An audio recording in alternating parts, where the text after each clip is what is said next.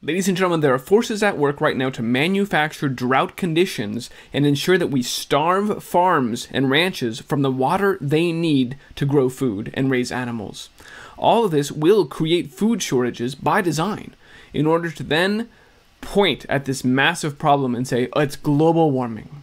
It's climate change. We need those climate lockdowns. We must move to absolute zero carbon emissions. We have to take away your cars. You have to eat the fake meat.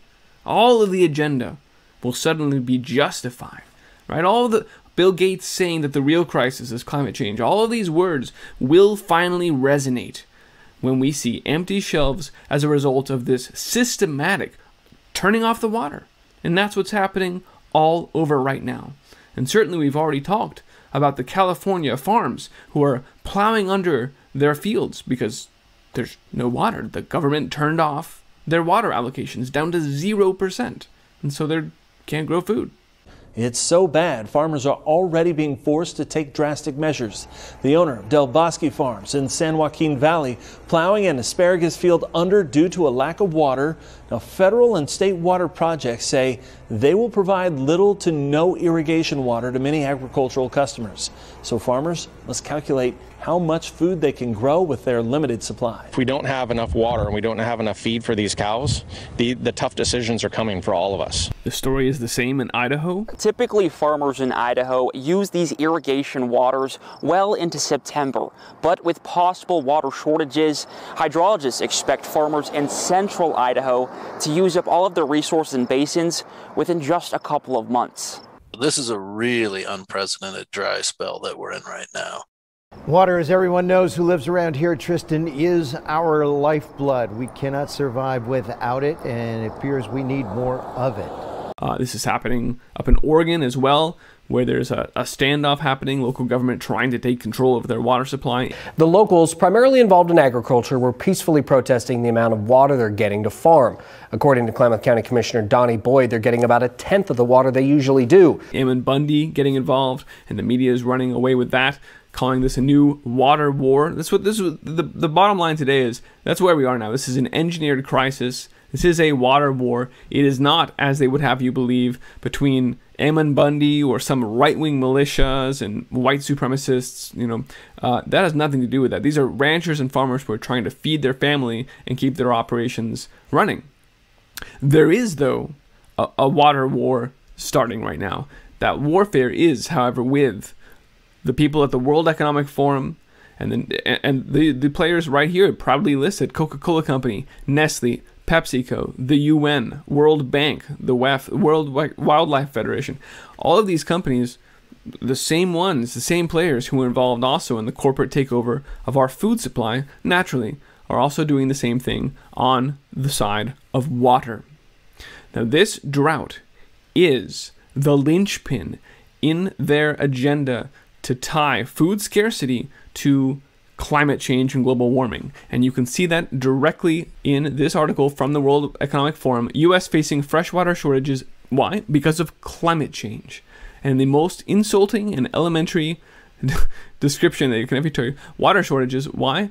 Because of greater evaporation caused by global warming.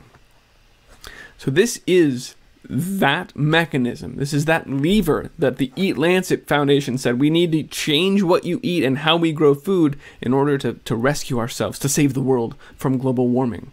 And what is it that what is the crisis that will be felt as a response to this drought? It is the food shortages. It is exactly what the food chain reaction game told us in 2015 when George Soros paid John Podesta's Center for American Progress to run this thing, which, just like Event 201 foresaw, maybe there will be a coronavirus, and maybe we'll use it to have the governments operate in lockstep to lock people up and put masks on them. Exactly the same sort of think tank exercise, tabletop exercise to get people thinking about it and put the script for the agenda in place happened when Cargill and John Podesta got together for their food chain reaction game. Here's a little bit of that video. You can see right there as they say, in 2020, there's going to be a drought. They call it climate change, but you can see they're clearly depicting a drought affecting the land. And then right behind it, a health crisis with the mask right there. Now, this is 7 years ago now when they created this video and they have a drought and masks, which is a pretty good depiction of where we are right now. But I'm sure that's just a coincidence. I'm sure it's not that these are the people who are writing the script through which we are living this massive problem reaction solution as we are shoehorned into their technocratic agenda. No, but what was it? Let's just move on. What was it that the food chain reaction game said would happen? Well, in the face of a steep food prices exploding spike and looming global food shortages in 2022, again, this is exactly where we are. Food prices are spiking off the charts, and there are looming global food shortages in 2022. There's a lot of discussion of this going on right now, particularly in light of the drought that we're now seeing mass media coverage. What did the food chain reaction game tell us would be the suggested solutions to these global food shortages? Well, again, it's a tax on meat and then a global carbon tax, because it's a climate, that's the whole thing there. It's the appeal to climate change. Now, the other thing that the World Economic Forum tells us, when they openly declare warfare, water warfare, on the global water supply is this: water is the ultimate challenge. It's a unique resource that underpins all drivers of growth, from agriculture to energy to industry and manufacturing. All these things, these are all major tracks of the World Economic Forum to take control over as we drive to the zero carbon future, the absolute zero, taking over all economic activity in the fourth industrial revolution. Continuing, quote, it also connects these sectors in a broader economic system that must balance environment with social development. Water is often managed in too fragmented a manner. Right, we must centralize control. And who better to do that than these multinational companies in the World Economic Forum, who want to take control over food and are telling you we need to centralize control and take it of water too. That is, after all, the point of our Global Water Initiative, one of our core platforms at the World Economic Forum, which seeks to set up a wide range of collaborations to scale up a new generation of public-private collaborations to accelerate the implementation of the UN's Sustainable Development Goal 6, the goal on water and sanitation. We need to radically shift the way people value water. We're going to socially engineer you into that scarcity mindset. This is a declaration of war on your water supply. From the strategic level and at the tactical level, at the operations level, we see it going live. Now, when China worries about their agricultural production, well, they actively, openly engage in geoengineering to make it rain over an area nearly the size of India. Over the next few years, they plan to scale up to 3 times the size of Spain, forcing rainfall. You can read right here, forcing rainfall and snow over 1.6 million square kilometers using an artificial rain generation techniques. How are we going to use our resources here in the US, here in California? Are we going to geoengineer some rain so that we can get those farmers some water to work with so we can still plant those crops? No, we're going to load up millions of salmon into trucks and drive them out to the ocean. You can read here, you're going to rent dozens of climate-controlled tanker trucks and maybe 146 truckloads carrying 130,000 fish apiece, taking them 30,000 miles out to sea. That's how we're going to use our resources here in the dying empire of the United States of America, because this isn't about fixing the problems. It's just about virtue signaling and wasting money and looking ridiculous. China, sure, you can geoengineer all you want. US, no, you're doomed. You're doomed to drought while you play with your fish. But not only are we failing to use geoengineering technologies to remedy the situation, we're actively making it worse. In fact, there's a lot of evidence that the Department of Water Resources dumped all the rainwater we had over the past few years into the oceans in order to achieve this fake scarcity of water. Here from June 2019 are the reservoir levels. You remember all the media about the Oroville Dam overtopping and maybe it was going to break and flood out all the Sacramento Valley. You remember, because we had so much water, all of our reservoirs were way over their averages, and we spent hundreds of billions of dollars to build up this infrastructure. This is common knowledge in California. People are asking what happened. We had so much water.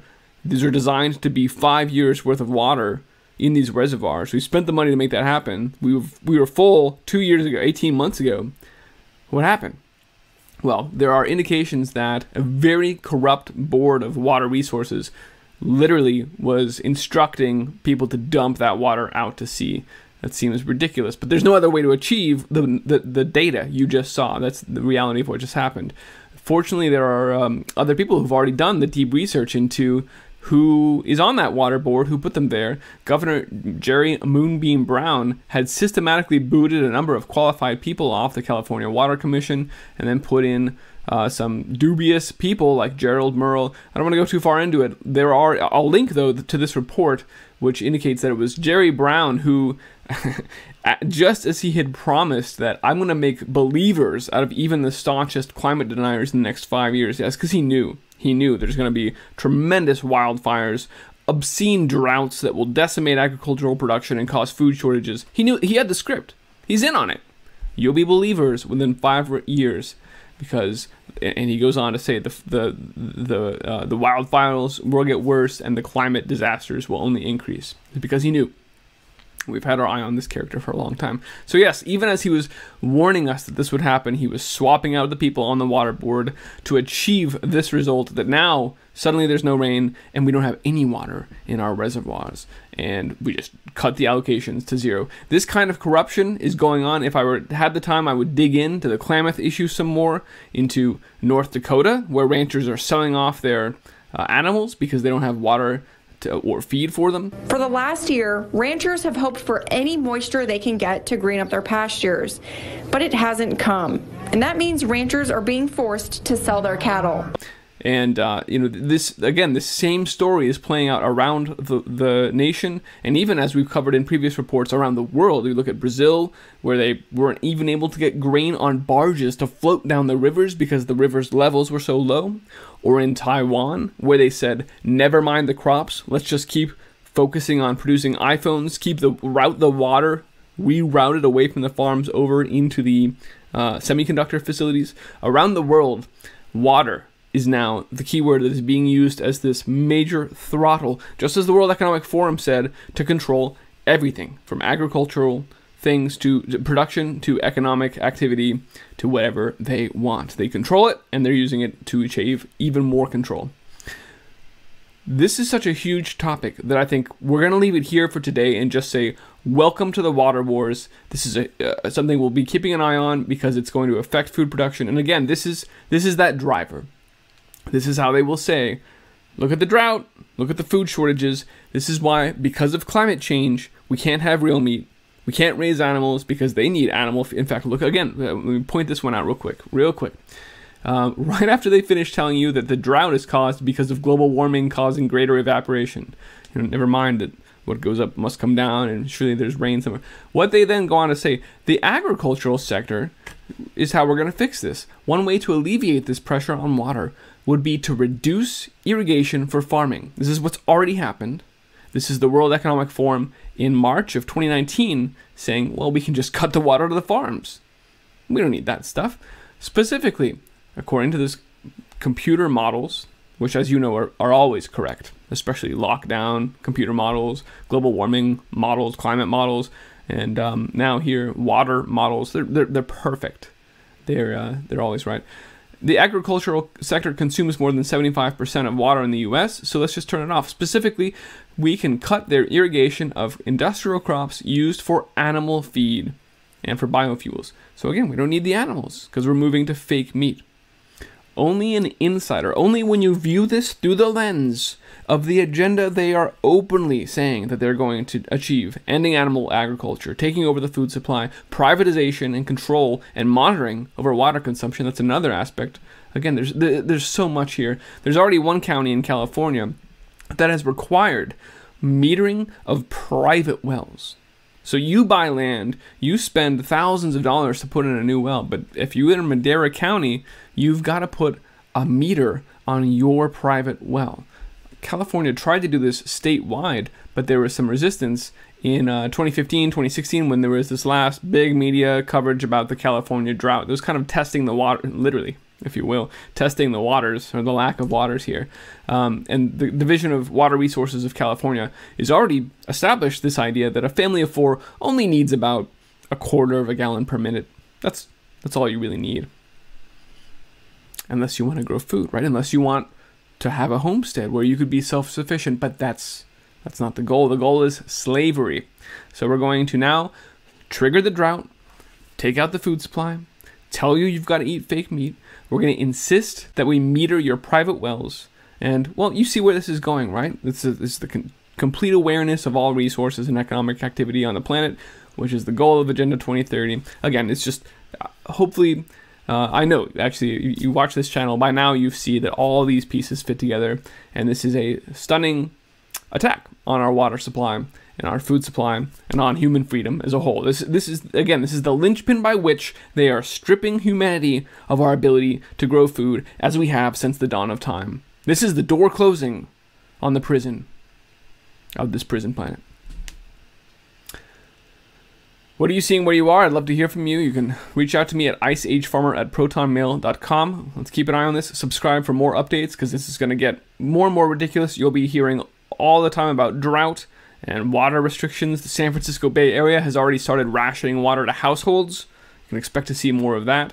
There you go. For now, you can find this report on iceagefarmer.com. If you like this broadcast, if you value this information, help me keep it running. There's a few ways you can do that listed at iceagefarmer.com/support. And I very genuinely appreciate that, because I couldn't do this without you. So thank you. Ladies and gentlemen, check out gray water systems. Check out drought-tolerant crops. If you've already been watching all of the permaculture and good soil husbandry, the 5 principles of soil husbandry, you know that when you raise the amount of organic matter in your soil, it can hold more water, so that makes you more resilient to droughts, whether they're real or artificial or policy-based. If they're just literally cutting off your water, which is what we're seeing right now. It's staggering. Thanks for watching, ladies and gentlemen, and be well.